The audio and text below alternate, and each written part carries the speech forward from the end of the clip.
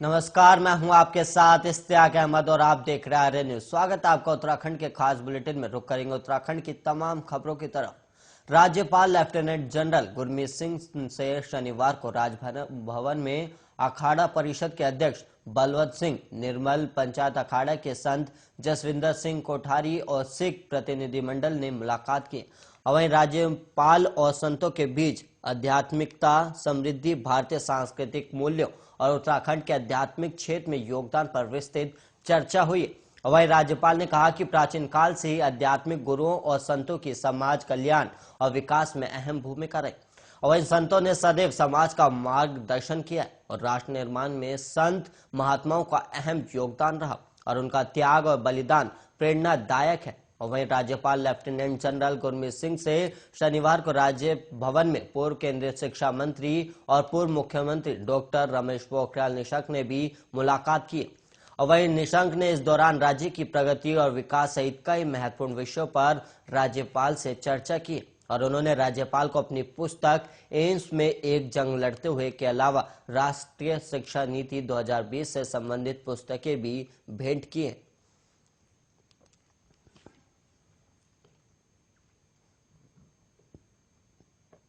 उत्तराखंड विधानसभा चुनाव के बाद 10 मार्च को मतगणना से पूर्व राजनीतिक दलों के नेताओं की दिल्ली दौड़ एक बार फिर से शुरू हो गई है। जहां बीजेपी के कई वरिष्ठ नेता एक बार फेरा दिल्ली लगा चुके हैं, तो वहीं कांग्रेस के कुछ दिग्गज दिल्ली में मौजूद हैं, तो वहीं कुछ जाने की तैयारी में। और वहीं प्रदेश नेताओं की दिल्ली दौड़ को आगामी विधानसभा चुनाव परिणामों के बाद बनने वाली स्थितियों पर पहले से होमवर्क के तौर पर देखा जा रहा है। वहीं सर्वविदित है कि प्रदेश की राजनीति में चाहे वो बीजेपी हो या कांग्रेस पार्टी, हाईकमान के आदेश के बिना एक पत्ता भी नहीं हिलता है। और ऐसे में पार्टियां चुनाव परिणामों से पहले हर स्थिति की भावी रणनीति बना लेना चाहती। और राजनीतिक सूत्रों की माने तो बीजेपी के वरिष्ठ नेताओं की दिल्ली दौड़ इसी का एक हिस्सा थी। और वहीं अब कांग्रेस के नेता दिल्ली में डेरा जमाए हुए। और वहीं इस बीच प्रदेश कांग्रेस अध्यक्ष गणेश गोदियाल ने कहा कि बीजेपी की ओर से 60 पार जाने का दावा किया गया था, लेकिन बहुत जल्दी उसका एक घमंड टूटने जा रहा है। और बीजेपी के शीर्ष नेतृत्व को भी इस बात का भान हो गया है कि यूपी समेत उत्तराखंड में उसकी जमीन खिसक चुकी है, इसलिए उसके प्रदेश स्तरीय नेताओं को दिल्ली तलब किया गया। जबकि कांग्रेस पहले दिन से कह रही है कि वो पूर्ण बहुमत के साथ प्रदेश में सरकार बनाने जा रही है। और वहीं कांग्रेस ने 10 मार्च को मतगणना को देखते हुए तैयारियां शुरू कर दी और सभी जिला अध्यक्षों और प्रत्याशियों को पत्र भेजकर मतगणना से संबंधित तैयारी करने के निर्देश दिए गए। और वहीं प्रदेश कांग्रेस अध्यक्ष गणेश गोदियाल ने पार्टी मुख्यालय में 12 सदस्यीय कंट्रोल रूम स्थापित किए हैं।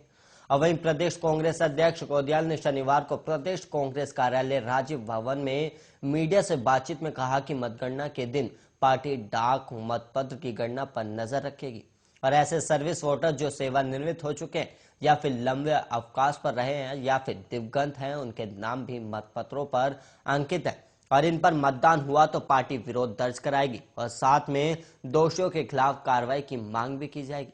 और वहीं पूर्व मुख्यमंत्री हरीश रावत एक बार फिर इंटरनेट मीडिया पर मुहिम छेड़ेंगे और उन्होंने कहा कि 10 मार्च को मतगणना के साथ नई पारी खेलने के लिए वो संकल्प लेंगे और उस संकल्प के साथ आमजनों को जोड़ने से पहले वो पिछले 2 महीने के कुछ प्रेरक प्रसंगों को साझा भी करेंगे। और इसके अलावा अत्यधिक विषम परिस्थितियों और साधनहीनता में 2 महीने से कुछ ज्यादा चुनाव अभियान का संचालन करिश्मा ही तो है। और वहीं बीजेपी 7 मार्च को उत्तराखंड समेत पूरे देश में जन औषधि दिवस मनाएगी और इस दिन बीजेपी कार्यकर्ता आमजन को जन औषधि केंद्रों पर मिलने वाली सस्ती और अच्छी जेनेरिक दवाओं के उपयोग को लेकर जागरूक करेंगे।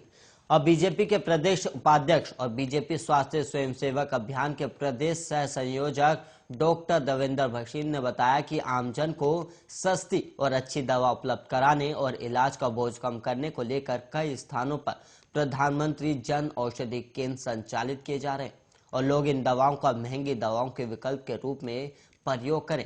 और इसके लिए 7 मार्च को जन औषधि दिवस पर कई कार्यक्रम किए जाएंगे और इनमें संपर्क गोष्ठियां, साहित्य वितरण, मीडिया और इंटरनेट मीडिया में जानकारी देना और जन औषधि केंद्र संचालकों को सम्मानित करने जैसे कार्यक्रम शामिल है।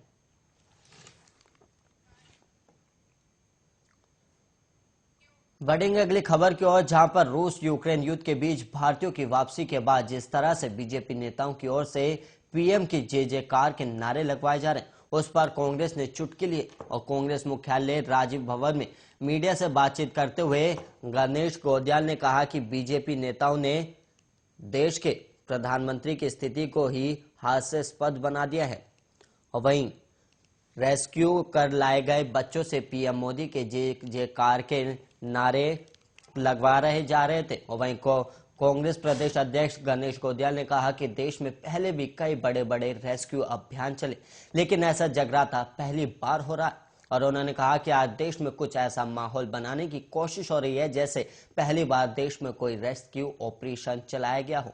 और वहीं उन्होंने आगे कहा कि कांग्रेस के समय में भी कई मौकों पर रेस्क्यू अभियान चलाए गए, लेकिन कभी इस तरह का लाभ लेने की कोशिश नहीं की गई। लेकिन आज बीजेपी नेताओं की ओर से हर चीज हर बात में राजनीतिक लाभ लेने की कोशिश की जा रही। और उन्होंने ये भी कहा कि एहसान जताने की ये प्रवृत्ति बीजेपी को ले डूबेगी। और वहीं उत्तराखंड में अब टिहरी समेत 5 जलाशयों में सी प्लेन उतारने की तैयारी है और इसके लिए इन स्थानों का अध्ययन कर लिया गया और अब यहां सी प्लेन संचालन के लिए उत्तराखंड नागरिक उद्यान प्राधिकरण को केंद्र सरकार द्वारा सागरमाला परियोजना के अंतर्गत बनाई गई एसपीवी के साथ करार करना है। और ये एसपीवी इन स्थानों पर ढांचागत विकास के साथ ही सी प्लेन संचालन में प्रदेश सरकार का तकनीकी सहयोग करेगी और प्रदेश की झीलों और नदियों में पर्यटन की अपार संभावना है। और वहीं टिहरी झील को जल पर्यटन के एक बड़े गंतव्य के रूप में देखा गया है।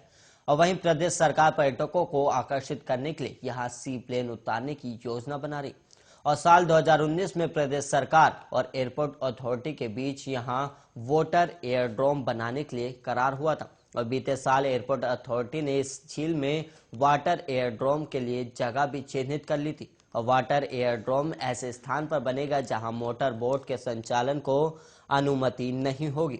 और इस योजना को केंद्र ने इस साल नए स्वरूप में लिया और इसके लिए केंद्र ने सागरमाला परियोजना के अंतर्गत एक एसपीवी का गठन किया जो देश के विभिन्न राज्यों में सी प्लेन संचालन के लिए ढांचागत और तकनीकी सहयोग देगी।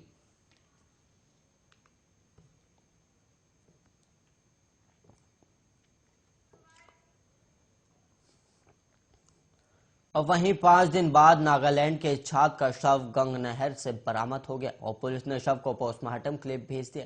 शव को देख परिजनों में कोहराम मच गया। और वहीं नागालैंड के नितोई निवासी अनोखा के बेटे काक्यो रुड़की के सेवंत दे स्कूल में कक्षा 11वीं में पढ़ रहा था और रविवार देर शाम वो सोत मोहल्ले में एक होटल में खाना खाकर दोस्त के साथ नगर निगम पुल के पास गंग नहर किनारे नहा रहा था और अचानक पैर फिसलने से वो गंग नहर में डूबकर लापता हो गया था।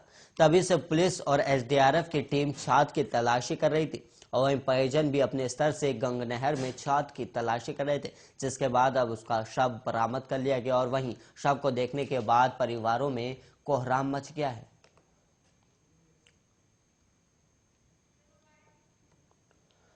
और वहीं कोटद्वार और दुगड्डा के बीच एक ट्रक हाईवे से नीचे खाई में जा गिरा और जिसमें 5 लोग घायल हो गए। और वहीं पुलिस और एसडीआरएफ की टीम मौके पर पहुंची और घायलों को खाई से रेस्क्यू किया गया। और वहीं ट्रक सीमेंट से भरा हुआ था और घायलों को खाई से निकालकर कोटद्वार बेस अस्पताल में भर्ती कराया गया। और अभी तक मिली जानकारी के अनुसार घटना शनिवार देर रात की बताई गई और दुर्घटना के कारणों का अभी तक पता नहीं चला है। और मौके पर पहुंची पुलिस जांच में जुटी हुई है और हादसे में अभी तक केवल घायल होने की सूचना सामने आई और वहीं सभी घायलों का इलाज अभी जारी है।